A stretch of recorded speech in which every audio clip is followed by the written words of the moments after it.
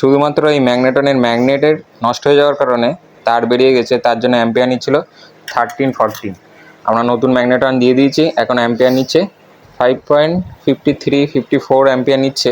আর নতুন ক্যাপাসিটার লাগিয়ে দিয়েছি। এর পুরনো ক্যাপাসিটারটা হচ্ছে এখানে। এক্ষুনি বন্ধ হবে, গরম হচ্ছে কিনা সেটা আপনাদেরকে দেখাই।